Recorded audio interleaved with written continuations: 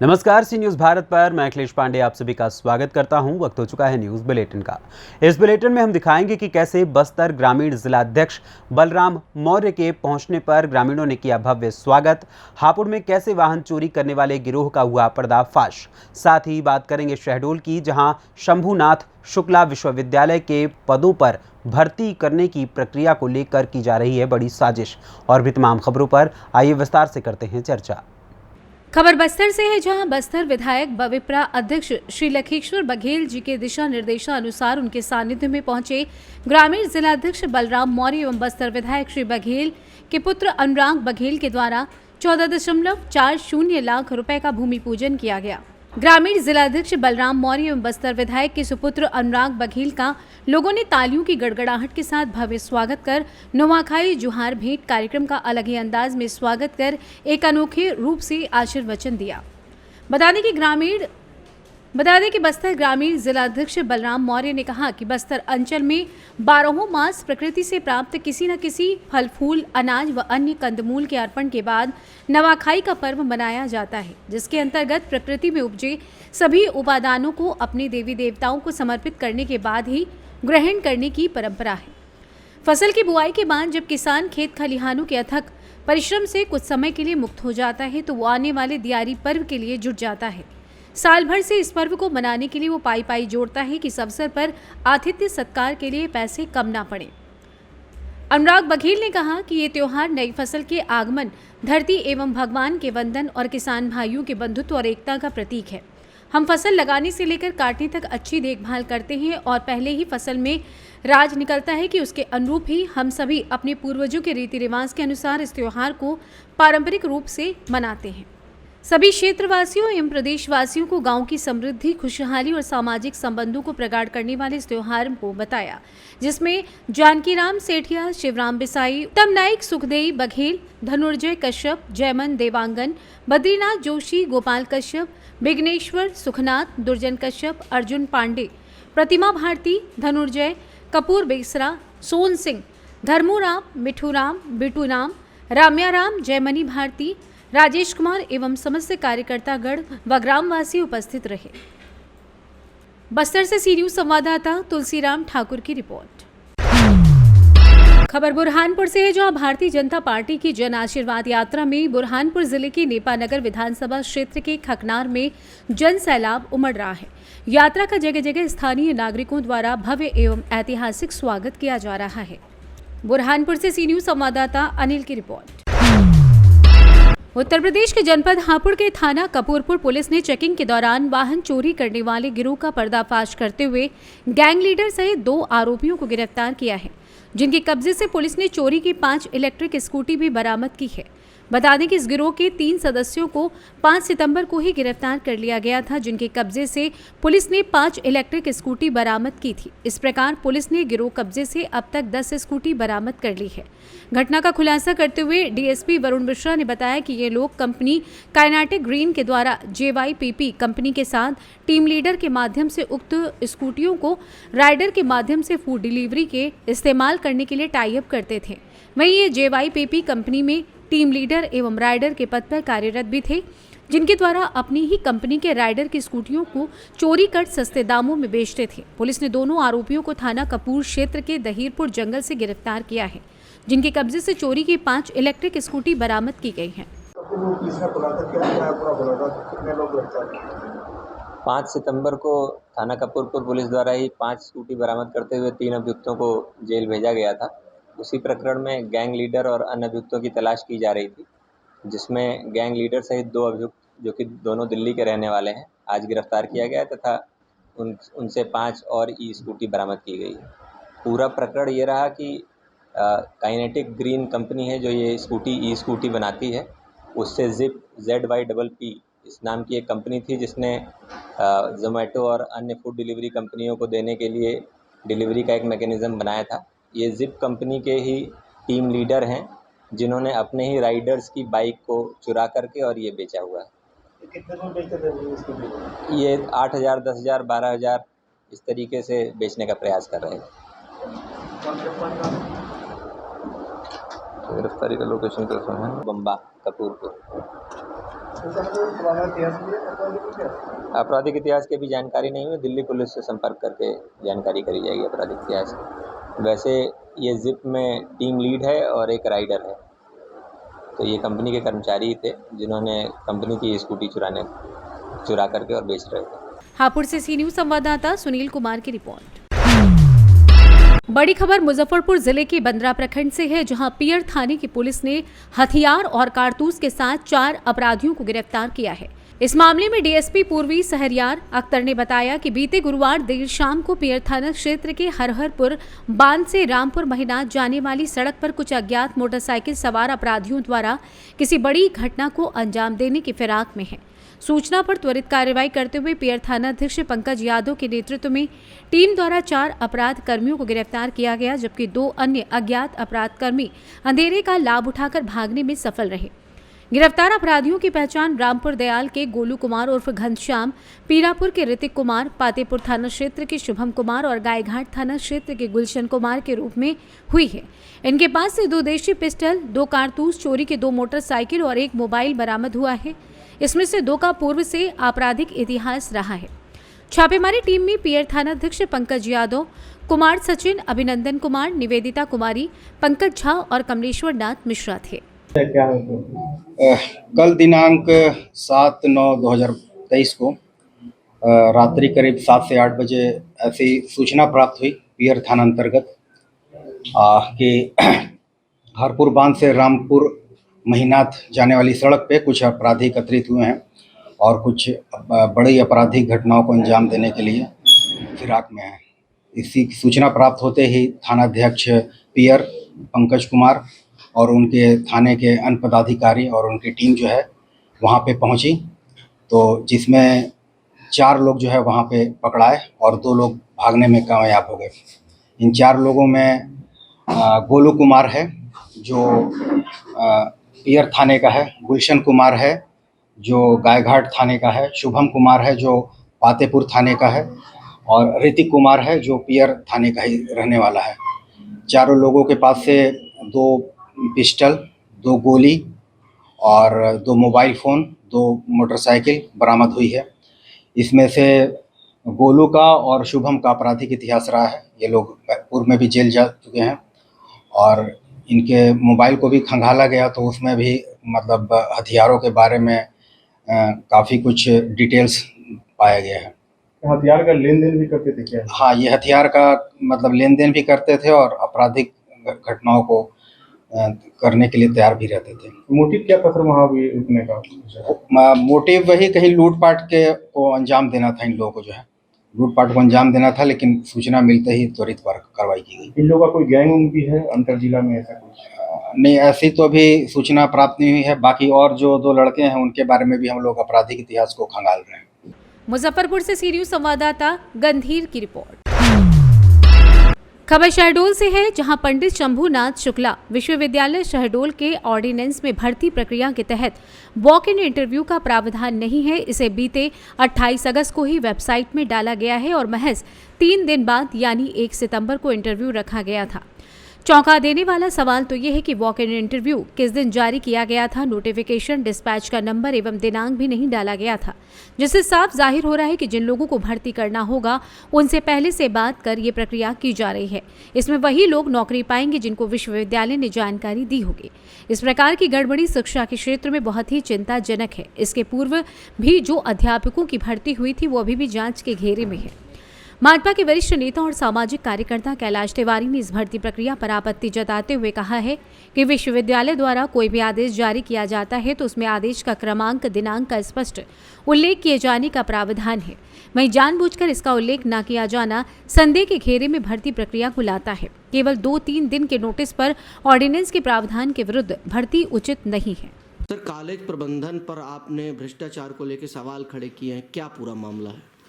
पंडित शंभूनाथ शुक्ला विश्वविद्यालय शहडोल के द्वारा 28 अगस्त को ऑनलाइन वेबसाइट में एक सूचना जारी की गई, जिसमें ना ही आदेश का उल्लेख किया गया था, ना ही उसमें दिनांक डाला गया था और उसमें एक भर्ती प्रक्रिया का उल्लेख किया गया था कि इस आदेश के तहत 1 सितंबर को अतिथि शिक्षकों की तथा विभागीय स्टाफ की भर्ती की जाना था।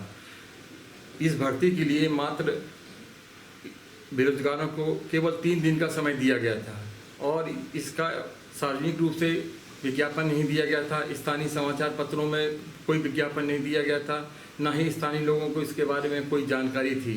इससे स्पष्ट हो रहा था कि इसमें भ्रष्टाचार किया जा रहा है और अंतिम में वही सही भी हुआ। उन्होंने इस संबंध में इंटरव्यू भी लिया और भर्ती प्रक्रिया को भी आगे बढ़ा दिया है। इससे स्पष्ट होता है कि विश्वविद्यालय प्रशासन भ्रष्टाचार में लिप्त है। माननीय राज्यपाल महोदय से निवेदन है कि संपूर्ण भ्रष्टाचार कांड की उच्च स्तरीय जांच कराए। इस संबंध में मेरे द्वारा ज्ञापन भी प्रेषित किया जा रहा है माननीय राज्यपाल को कि इसमें वो उच्च स्तरीय जांच के आदेश प्रदान करेंगे। शहडोल से सी न्यूज़ संवाददाता रजनीश शर्मा की रिपोर्ट।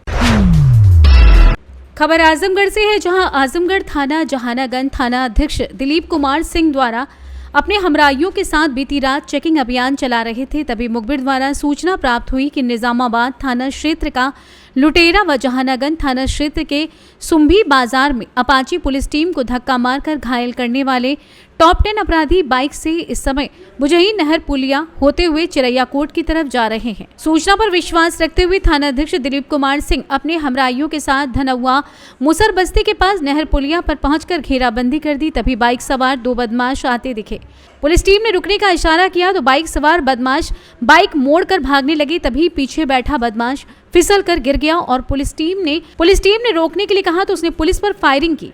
पुलिस टीम के जवाबी फायरिंग में बदमाश के पैर में गोली लगी, जिसे इलाज के लिए पीएचसी जहानागंज से आजमगढ़ के लिए रेफर कर दिया गया है, जिसकी पहचान लगभग 1.5 दर्जन मुकदमे में वांछित मोहम्मद जुबैर उर्फ वकील निवासी बम्हुर थाना मुबारकपुर के रूप में हुई। इसके पास से तमंचा, कारतूस और निजामाबाद थाना क्षेत्र में हत्या कर लूटे गए आभूषण भी बरामद हुए हैं, जिसका खुलासा प्रेस कॉन्फ्रेंस में पुलिस अधीक्षक सिटी शैलेंद्र लाल ने किया।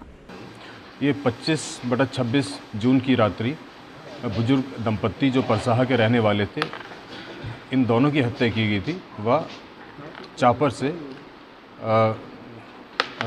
इनके शरीर को चोटें पहुंचाई गई थी और इनसे जो चांदी के आभूषण थे वो भी मिसिंग थे, महिला जो पहनती थी। पुलिस को आज सूचना मिली कि निज़ामाबाद क्षेत्र में ये लड़के घूम रहे हैं। वो बघौरा गांव के पास एक नसीम नाम के व्यक्ति की गिरफ्तारी करेगी और इसके कब्जे से चापर बरामद हुआ व इसके कब्जे से चांदी का कड़ा महिला का बरामद हुआ। इसके उपरांत इससे जो जानकारी मिली तो हमारी अलग अलग टीमें गठित करेगी। ये दूसरा व्यक्ति ये चन्हेउआ गांव के पास शाम 4 बजे जाता हुआ नज़र आया। पुलिस ने इसको रोकने का प्रयास किया तो उसने पुलिस के ऊपर जान से मारने की नीयत से फायर किया तो पुलिस ने जवाबी कार्रवाई करी, आत्मरक्षात्मक व कंट्रोल फायरिंग करी। तो इसमें जो इसका दूसरा साथी है जुबैर उर्फ वकील, इसके बाएं पैर में गोली लगी है। तो इसमें 2 गिरफ्तारी, एक सुबह निज़ामाबाद क्षेत्र से नसीम उर्फ लंबू की गिरफ्तारी करी गई थी, जिसके ऊपर 19 मुकदमे हैं। इसके पास से चापर और एक चांदी का कड़ा इससे बरामद हुआ है जो मृत महिला का था। दूसरा, शाम के टाइम पुलिस मुठभेड़ हुई है थाना जहानागंज क्षेत्र में, जिसमें जुबैर उर्फ वकील की गिरफ्तारी करी गई है, जिसके ऊपर 2 मुकदमे हैं। इसके पास से चापर और चांदी का कड़ा इससे बरामद किया गया है। ये जो घटना, जो डबल मर्डर जो था निज़ामाबाद का, ये कंकाली गैंग ने कारित किया था। इसके अन्य साथियों की भी तलाश पुलिस कर रही है और शीघ्र ही सभी साथियों को गिरफ्तार कर पुलिस के द्वारा कठोर दंडात्मक कार्रवाई की जाएगी। सर, ये लोग अलग अलग क्षेत्र के रहने वाले हैं, क्या ये कंकाली गैंग से जुड़े हुए हैं? ये कंकाली गैंग से जुड़े हुए हैं और इन्हीं के द्वारा थाना जहानागंज में जब पुलिस ने रात में पिकअप रोकने का प्रयास किया तो उनके ऊपर जान से मारने की नीयत से गाड़ी चढ़ाने का भी इनके प्रयास किया था, जिसका मुकदमा ऑलरेडी जहानागंज में पंजीकृत है। तो ये एक डबल मर्डर का इसमें खुलासा हुआ है और दूसरा पुलिस के ऊपर जान से मारने की नीयत से जो उन्होंने गाड़ी चढ़ाने का प्रयास किया उसका भी खुलासा हुआ है। पुलिस के द्वारा कितने लोगों को गिरफ्तार किया जाए? पुलिस के द्वारा 2 लोगों की अभी गिरफ्तारी करेगी और शेष की शीघ्र ही गिरफ्तारी करी जाएगी। सर, इसका मुख्य उद्देश्य क्या था इन लोगों का? इनका मुख्य उद्देश्य लूटपाट का था, वो महिला के जेवर, क्योंकि ये लोग सुनसान में रहते थे और ये जानवर चोरी करने का काम करते हैं। पहले भी जो बुजुर्ग दंपत्ति था उनकी जो भैंस थी वो चोरी हुई थी, तो उनको जानकारी थी कि ये बुजुर्ग दंपत्ति सुनसान एरिया में रहते हैं, तो इस लूट की नीयत से ये दोबारा वहाँ पे गए और इसके बाद उन्होंने ये घटना कारित करी थी, डबल मर्डर वाली जो है। आजमगढ़ से सी न्यूज़ संवाददाता सीबी भास्कर की रिपोर्ट। खबर गिरिडीह से है, जहां डुमरी विधानसभा उपचुनाव में झामुमो प्रत्याशी बेबी देवी करीब 17,156 वोटों की जीत की खुशी में तिसरी प्रखंड के चौक पर जेएमएम कार्यकर्ताओं ने एक दूसरे को मिठाइयां खिलाकर बधाई दी और पटाखा फोड़ा गया। तिसरी प्रखंड अध्यक्ष रिंकू बरनवाल ने कहा कि तिसरी प्रखंड वासियों की ओर से डुमरी विधानसभा क्षेत्र वासियों को धन्यवाद देता हूं, क्योंकि वहां के नागरिकों ने इंडिया गठबंधन पर जन समर्थन दिया है और कहा भाजपा नेता द्वारा जेएमएम प्रत्याशी को हराने के लिए पूरा झारखंड प्रदेश लगा हुआ था, लेकिन डुमरी विधानसभा क्षेत्र वासियों ने जेएमएम प्रत्याशी बेबी देवी पर पूरा भरोसा किया था। वहीं 20 सूत्रीय अध्यक्ष मुनीबुद्दीन ने कहा कि डुमरी विधानसभा जीत ने रास्ता साफ कर दिया है कि आने वाले 2024 में भी इंडिया गठबंधन की जीत होगी और साबित हो गया कि हेमंत सोरेन विकास पुरुष हैं, क्योंकि डुमरी विधानसभा से बेबी देवी को हराने के लिए भाजपा ने पूरी ताकत लगा दी, लेकिन वहां की जनता ने सोच समझकर वोट दिया, क्योंकि वहां की जनता ने हेमंत सोरेन के विकास को देखा। इसलिए मैं डुमरी विधानसभा के सभी क्षेत्रवासियों का आभार व्यक्त करता हूँ। इस मौके पर मृत्युष हेम्ब्रॉम, लालू यादव, मनोज यादव, उमेश बरनवाल, अर्जुन हसदा, मोहम्मद अनवर, हाकिम कादिर सहित कई लोग उपस्थित थे। डुमरी विधानसभा में झारखंड मुक्ति मोर्चा इंडिया गठबंधन से जो उम्मीदवार बेबी देवी थी, उनको बहुत भारी मतों से जीती हुई है उनकी, और ये डुमरी जनता को हम तीसरी प्रखंड आभार प्रकट करते हैं। और डुमरी विधानसभा में जनबल का जीत हुआ है, जहां भाजपा धनबल यूज कर रहा था। पूरा भाजपा का पूरा झारखंड प्रदेश पूरा लग गया था झारखंड मुक्ति मोर्चा को हराने में। वहां जनता ने भरपूर समर्थन दिया है और आने वाले 2024 में भी झारखंड मुक्ति मोर्चा हर हाल में बहुमत से सरकार फिर दोबारा बनाएगी। ये संकेत दे दिया कि 2024 में इंडिया गठबंधन की जीत होगी और हेमंत सोरेन विकास पुरुष हैं, ये साबित कर दिया आज जीत करा के, क्योंकि भाजपा पूरा ताकत लगा दिया था डुमरी विधानसभा में बेबी देवी को हराने के लिए, लेकिन वहाँ की जनता ने सोच समझ से काम किया, विकास पुरुष को देखा। इसलिए वहाँ की जनता को भी हम बधाई देते हैं और माननीय मुख्यमंत्री हेमंत सोरेन को भी बधाई देते हैं और इंडिया गठबंधन के तमाम नेताओं को मैं बहुत बहुत बधाई देता हूँ। तिसरी गिरिडीह से सी न्यूज संवाददाता आनंद बरनवाल की रिपोर्ट। खबर ललितपुर से है, जहां झोला छाप डॉक्टरों का बोलबाला, मरीजों को दे रहे एक्सपायरी दवाइयां, हो रहा मरीजों की जान के साथ खिलवाड़। बता दें कि ललितपुर के जखौरा ब्लॉक के अंतर्गत ग्राम लागौन में मरीजों के साथ खिलवाड़ कर रहे हैं झोला छाप डॉक्टर। वहीं मामा के नाम पर चला रहा है भांजा क्लिनिक और रखा है एक्सपायरी दवाइयां।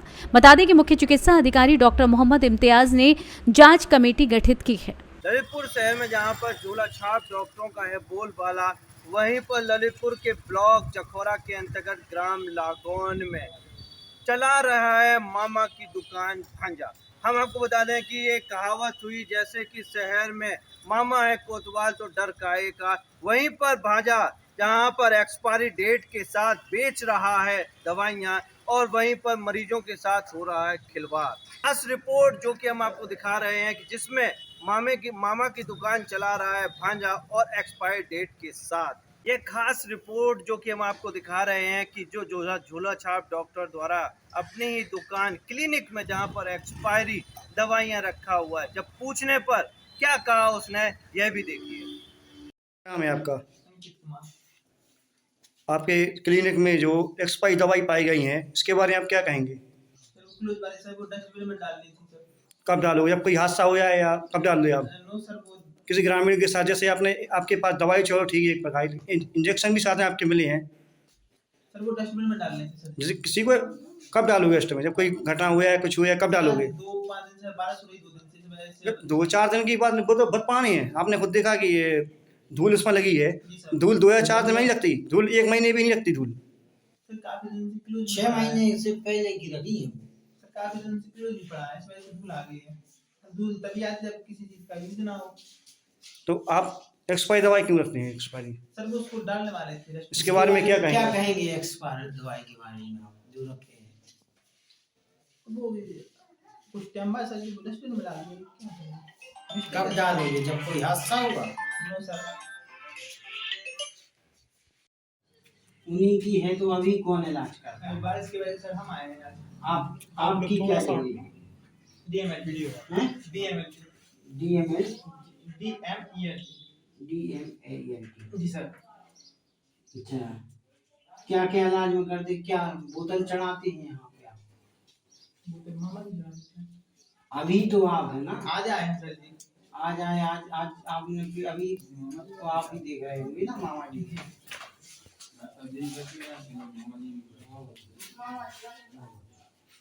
बोर्ड क्यों नहीं लगाया? रजिस्ट्रेशन होगा रजिस्ट्रेशन दिखाया, यहाँ, रजिस्ट्रेशन लगाना चिपका होता, चाहिए। रजिस्ट्रेशन का रजिस्ट्रेशन मंगाना हो, यहाँ लगा होगा उनका रजिस्ट्रेशन। सर अभी फिलहाल में हमें तो हमने डीएमएलटी का देखा मेरा के लिए।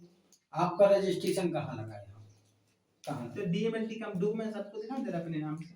डीएलएलटी के आधार पे आप प्रैक्टिस नहीं कर सकते हैं। सीएमओ की यहाँ पे रजिस्ट्रेशन है? जी सर गए, पंजीकृत है? हम डीएससीओ के पास गए थे, उन्होंने फॉर्म वगैरह किए थे, हम डीएम साहब से बुलाए थे। डीएम साहब से? डीएम साहब कौन होते हैं? डीएम नहीं, सीएमओ बैठते हैं ललितपुर में, कभी कभार बैठते हैं। ललितपुर से सी न्यूज संवाददाता विकास सोनी की रिपोर्ट। खबर हंडिया से है, जहां उतराव थाना क्षेत्र के मोतिहा गांव में शुक्रवार को भगवान कृष्ण की जन्माष्टमी के अवसर पर मटकी फोड़ और कबड्डी प्रतियोगिता आयोजित की गई। मटकी फोड़ और कबड्डी प्रतियोगिता का आयोजन मुलायम सिंह यादव यूथ ब्रिगेड के राष्ट्रीय कार्यकारिणी सदस्य अरुण कुमार यादव और बब्बू यादव के द्वारा किया गया। उनके द्वारा विजेता टीमों को पुरस्कृत किया गया। माटी की सोधी बहक और सावनी फुहारों के बीच प्रतियोगिता में बच्चों ने खूब जमकर कबड्डी और मटकी फोड़ का आनंद उठाया। प्रयागराज हंडिया से सी न्यूज संवाददाता रणविजय की रिपोर्ट। खबर फतेहपुर से है, जहां ब्लॉक मिशन मैनेजर द्वारा महिलाओं से अभद्रता करने व अवैध वसूली किए जाने को लेकर सोमवार को स्वयं सहायता समूह की करीब 1 दर्जन महिलाएं जिलाधिकारी कार्यालय पहुंचकर जिलाधिकारी उन्नाव अपूर्वा दुबे को प्रार्थना पत्र देकर न्याय की गुहार लगाई है। इस दौरान उन्होंने फतेहपुर 84 के बीएमएम चंद्रशेखर व प्रांजुल पर स्वयं सहायता समूह में नौकरी के नाम पर 2 सालों तक काम कराने के बाद पैसों का भुगतान न करने का आरोप भी लगाया। बीएमएम तथा प्रांजुल पर कार्रवाई की मांग की। शुक्रवार को फतेहपुर 84 ब्लॉक क्षेत्र की करीब 1 दर्जन स्वयं सहायता समूह की महिलाएं बीएमएम के खिलाफ प्रार्थना पत्र लेकर जिलाधिकारी कार्यालय पहुंची, जहां पर उन्होंने बीएमएम पर 2 सालों से आंगनबाड़ी के राशन को सीडीपीओ कार्यालय अहमदाबाद माथर से लाकर क्षेत्र के आंगनबाड़ी केंद्रों पर डालने के काम के लिए चयनित किया गया था, जिसके लिए उन्हें एक निश्चित धनराशि देने का बीएम चंद्रशेखर तथा उनके सहयोगी प्रांजुल एवं दीपांशु पर आरोप लगाते हुए बताया कि समूह में 2 सालों से काम कर रही हूं, लेकिन मानदेय देने की बात को टालते रहे। इसी दौरान एक बार जब समूह में पैसा आया तो दूसरे समूह का पैसा बताकर बीएमएम द्वारा निकलवा लिया गया। उन्नाव से सी न्यूज संवाददाता सुशील यादव की रिपोर्ट। फिलहाल के लिए इस न्यूज़ बुलेटिन में बस इतना ही। देश दुनिया की तमाम खबरों के लिए देखते रहें सी न्यूज़ भारत। हर खबर आपके साथ, आपके हाथ।